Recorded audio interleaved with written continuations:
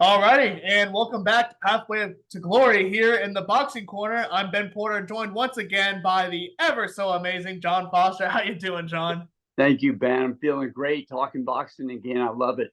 Yeah, so we'll Yes. go through it. We got a couple great fights today, Ben. Yeah, we do. We got another three excellent fights to discuss here. First one let's dive into is Ben Whittaker versus Leon Willings. In this one, looks like the British light heavyweight Ben Whittaker continued to rise through the ranks with points with a points win over Leon Willings. Thoughts overall? Yeah, well, Ben, he got through that fight. It was a tough fight, 8 rounds. And he has 5 KOs. That was his seventh win, I believe. And, he's on his way. This guy, but it was a tough fight all the way through.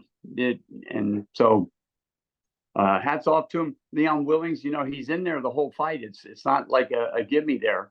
And very, very good fight to watch. Yeah, absolutely. This fight ended up being called there with a final score of 78-73, just a 5 point differential there for the win there for Ben. What do you think is in between those 5 points? What got him over the edge? Well, they go on punches. You know how clean punches are. How did it come off the glove? Was it a clean punch? So they're counting each time you get hit. How many punches are thrown, how many are landed, how many miss. So that takes an expert eye to watch that and see. A lot of people think a punch landed and it didn't, or it's not a clean punch. So that's all based on how many punches you're throwing and a little bit more of experience also. So it's a Yeah. trained eye, I'll tell you that. It takes you years to be able to see what's actually going on in there. Yeah, absolutely. And it looked like Willings was pretty patient throughout this fight, kind of unwilling to get drawn in for the most part. But Whittaker still found that room to work. And with Willings guided back to the ropes multiple times, that left hook coming in just seemed like it was relentless. Do you think that was Yeah, kind of the advantage there? you got it. Yeah, you got to defend that. I mean, it did. It kept coming. He didn't have an answer for it, and that's one thing you notice about great fighters. If you watch great fighters in the fight, they'll make adjustments. They're able to do that. They're getting beat by this, and the next round they're not. It's done. And like with any sporting event, when somebody does something, then you have the counter to it, and then and then it builds and builds and builds, and that's what great fighters do. So there's still a lot to be learned there, as far as how to change tactics and change, and it just never changed, just got worse. Yeah, that seems like going into 8 rounds there, it just got progressively worse, worse, and worse. Yep. We saw that in the sixth, it may even prove Willing's reputation going into it. He just never really backed down. Do you think the athleticism there is more of an advantage in his position? I don't. I like the way you call it athleticism, but I would say it's just more of a mode of operation, MOD. What you do. You're used to moving forward. That's what you do, winning or losing. He's used to putting that pressure on somebody, and that's what he does, and he does it here. So he's just doing what he does naturally, moving forward, and he's going to come forward unless he's really getting killed. Well, even if he's getting killed, he's got to move forward. You got to go with your best game plan always. So, and his is moving forward. It's not moving backwards. Yeah, It's not like we going said well if earlier, he's moving babackwards. yeah. And like we said, it went to 8 rounds, but it was clear maybe in the fifth, sixth, and seventh that this fight was slowly starting to slow down. As boxers in your career, you got to take care of your body and throughout every single thing you do. Should if you see yourself losing, should you kind of throw in the towel early, or if you know nothing's really left in the tank? No, no. A fighter never does that. Uh, Pacquiao, man, do you remember no, Roberto Duran, no mas. Yeah. Roberto, no mas. I mean, I've never seen anything like that. He knew he didn't have it in the tank. He knew he was getting beat that day. I mean, I've been in there and I didn't give it up. Hey, knocked me out in the nationals, fighters just, they don't do that. He paid for that when he made it back up. Duran, if you guys ever get a chance to watch the Roberto Duran story, check it out on YouTube. It's something else. I mean, the guy and you know he went through hell with the country. You know they're not easy on you in Mexico. If you're not, you Yeah. know. So and he was the idol, and he got it back in the next fight. You talk about a fighter, Duran. Oh, Chavez. Oh, these guys. You know, Manny Pacquiao. But Roberto Duran. Look up that story sometime. They got some great stories on that. I recommend that to everybody. Yeah, I'll definitely take a look at that. And going off of the ropes that we talked about earlier, Willings rarely looked hurt. Do you think it's because Whittaker wasn't landing good shots? Or was he kind of just being like, I'm gonna shake it off? Some people can take shots, you know. He didn't get them with something clean. There's certain parts, you know, I mean, the top of the head, the jaw, if you can move this jaw a little bit, you know, it's a knockout. Some people straight ahead. And they got to have good chins if they plan to be a world champion. I mean, you got to be able to take. Some people can, and some people can't. So obviously he can. You know, he might. Somebody just hasn't found his spot yet. Maybe it's the gut. No, but yeah, he could definitely take a punch. But I think he didn't catch him with anything really big either. Big. Yeah. You know, you see it when somebody catches you with something big. It just stops you. Yeah, almost. You know, you got the wind knocked out of you, but you got to stay up. You got to show that you can still fight. The lights go out.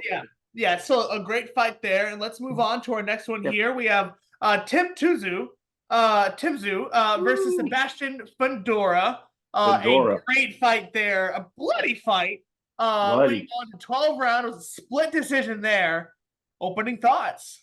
Well, opening thoughts. You know, I felt bad.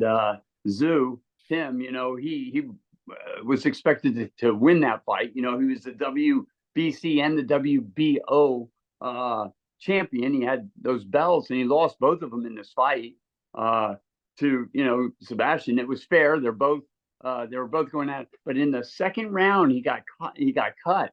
And it was a bad cut, bleeding all over the place. Yeah. I mean, Fundora. In the Inferno, what do they call him? The Towering Inferno. They both had blood all over him in the 8th, 9th round. I mean, it looked like, but it was all the other guy's blood. It was all Tim's blood, and I just feel like you got to give a guy another shot on that. You know, like maybe I don't know if you can do it with the rules the next fight or something, but he fought that whole fight. They were thinking about stopping it in the 3rd, and then to fight that whole fight, you can't see. I mean, I've never had that, but I mean, I know how sweat's dripping in your eyes, you know. You got to give him another shot. I'd say he took both the belts in that, but as soon as possible, I would get a rematch on that, just to be fair. And I don't know if he has to, or I'm sure they might. I got to look into that, see what the rules are about a rematch, how soon you can get it. You might have to fight 1 or 2 fights before you can get that rematch. Yeah. Answer my next question. What does it take to get that rematch? You know, do you cut it right there and you're like, all right, we'll do this thing like next week? Now, you mentioned that they tried to stop it in the 3rd round. Was that a good idea? Well, you know, when a cut's so bad and it's just bleeding so much, and a good corner man, like Dundee was a good corner man, Angelo, that's what he'd be able to like get the Vaseline in there and like close the cut, even though it's a bad cut, you know. Another thing that Angelo was good at, that a lot of people don't know about, how you wrap the gloves is very important. There's a lot of boxers who go break a hand hitting somebody because the glove is wrapped incorrectly. So how you wrap those gloves is very important. If it's wrapped too tightly, you break your bones. You know, it has nowhere to expand to, and you got a broken hand, you're out there fighting.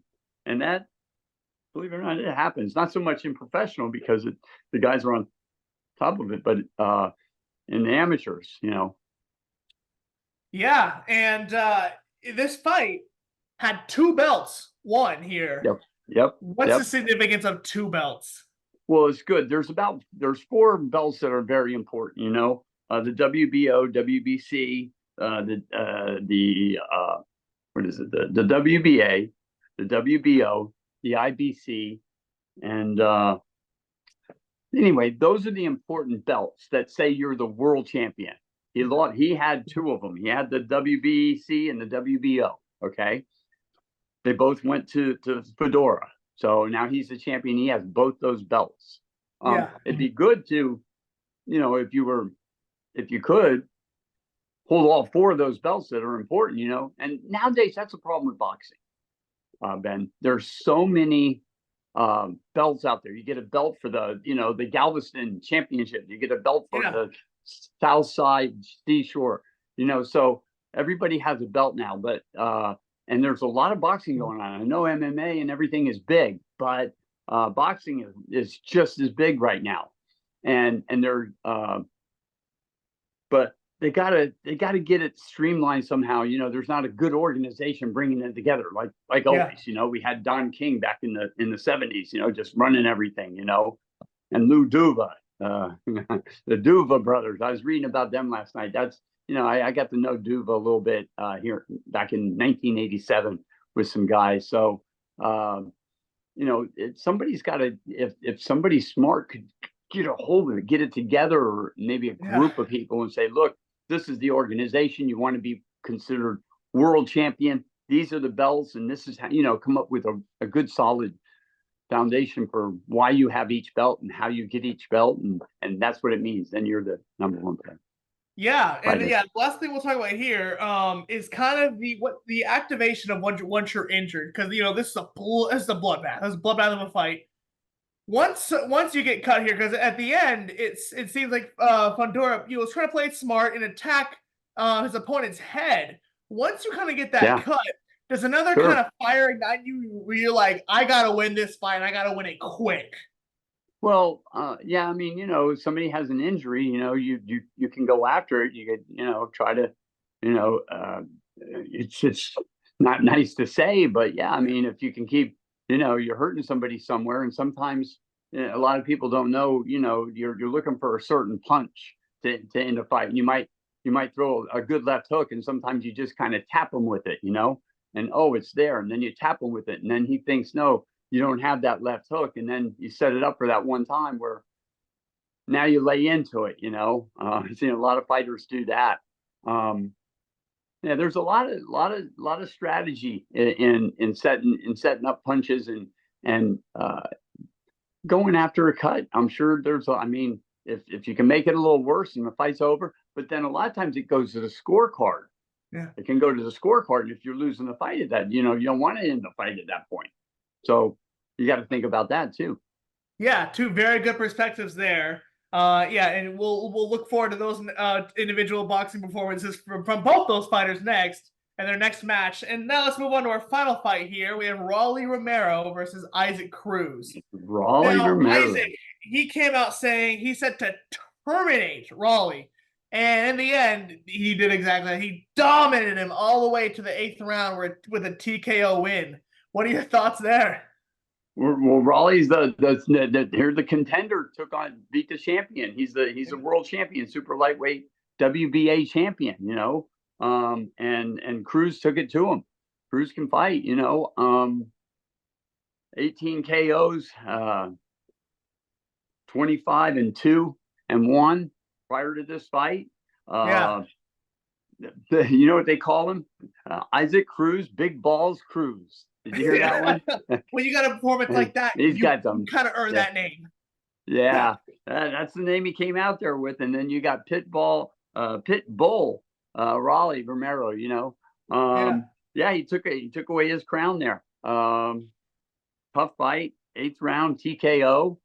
Guy can punch. Cruz is a true swing, hitter. Good swinger. Yeah. And before this fight, it's traditional. Every time boxers meet up, there's a little bit of trash talk here and there. Yes. It almost seemed like Romero didn't show up. Did he show up for this fight? Because it seemed like it was almost decided pretty early. Yeah. Well, sometimes you see the dominance right from the beginning, and once again, it comes down to tactics. Either you start off with something, am I going to fight this guy? Am I going to box with this guy? Am I going to, do a little bit of both? Am I going to go southpaw? Or if you can do that, you have to have your game plans, and you have to be able to switch how many game plans you have. And here, once again, it never really changed. He couldn't find a tactic that was going to turn it around, and it was, pretty lopsided. And Yeah. even though he was the champion.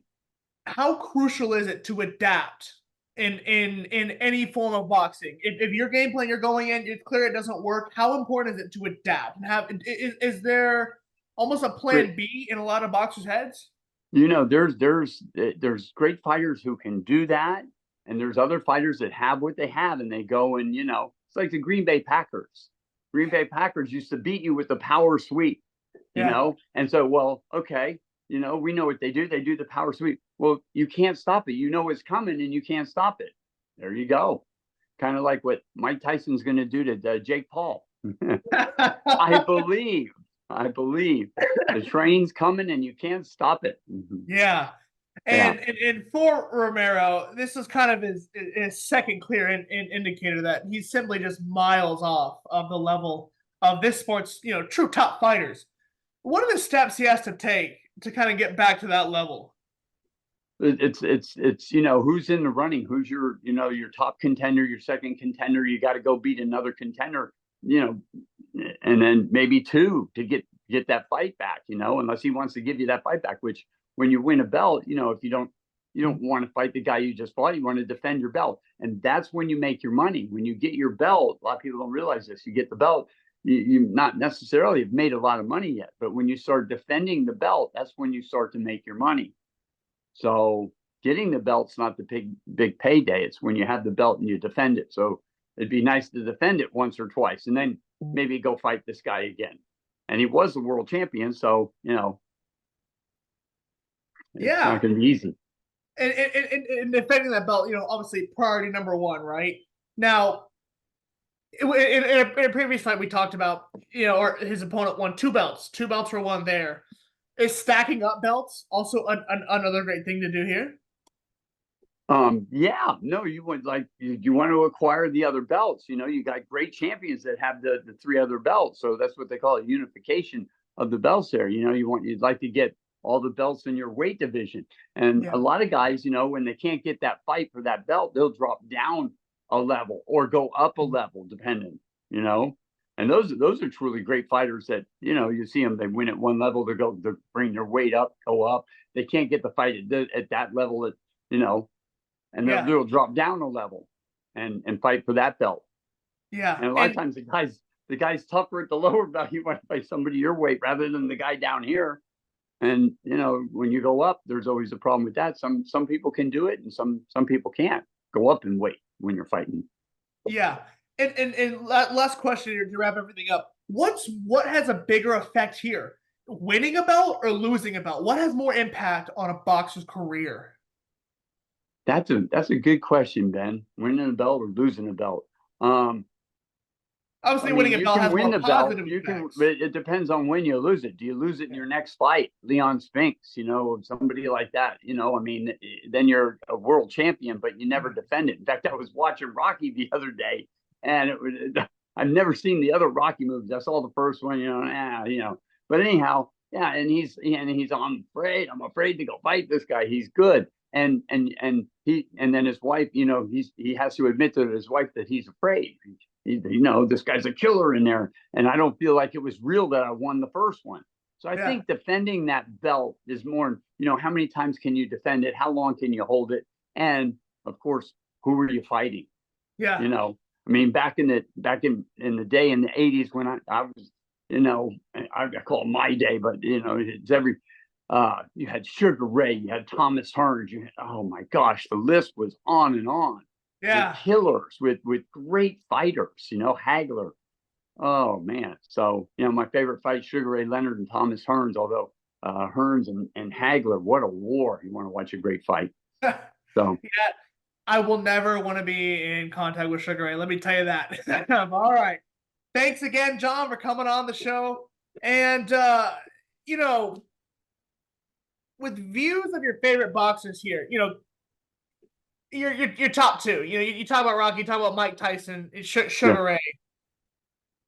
What kind of impact do they have on the sport? Sugar Ray. I think Sugar Ray had a great effect on the sport. He's my favorite fighter. I used to love the way, when he'd hurt you. I've never seen anybody just finish it. Boom. The Yeah. minute he realizes you're hurt, he's on you. I mean, there's no delay. There's no looking, and it's boom, boom, boom. And I think I always thought that was a talent, but I like the way that he would jump on that opportunity. Even coaching pro boxers for a while, and we had a guy lose the world title over in Kiel, Germany.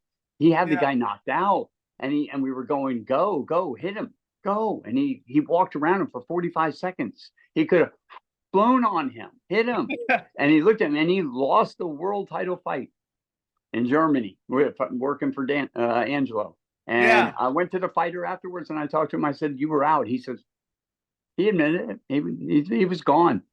But sometimes your fighter doesn't listen to you. It's just like any sport. It's funny. You can train one thing, but when you fight or you do something, it's another thing. Yeah. And yeah, That's we got to yeah, run. I know we're up against it. that's a great statement right there. Well, John, thanks again for stopping by here in the Boxing Corner Okay. on Pathway to Glory. Stay tuned for more episodes. John, any social media shout outs here? Yeah, check out my Facebook, John Foster Tennis, on Facebook, Instagram, YouTube. A lot of tennis, but I'm putting a lot of boxing on there. You got the Jake Paul and Mike Tyson fight coming up. Yeah. It's a real fight. It's not an exhibition now, which means a lot. It's not going 30 seconds, people. 30 seconds or less. We'll see, Yeah. because there's 10-ounce gloves. It's a real fight. I can't believe Jake Paul did this, but it shows he wants to be a real fighter. Okay.